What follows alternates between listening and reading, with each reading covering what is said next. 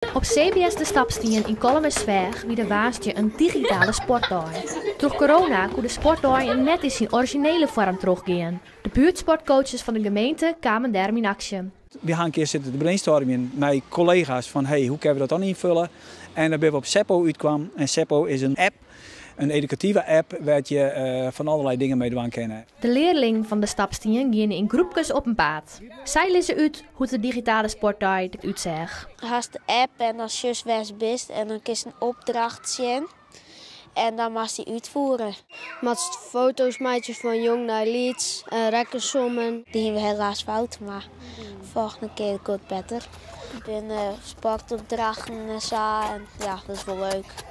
De leerlingen draven van opdracht naar opdracht. Ze waren fysiek en mentaal dus nog flink onder het werk zet. Maar dat houden ze gelukkig goed vol. Het is voor te dwan. En soms ga je een beetje in de fout, maar het helpt wel gewoon in. Het is echt wel leuk, maar de oren kwam, maar ik vind dit echt wel leuk, dus ik wil het wel best van. De sportdag was dus een groot succes.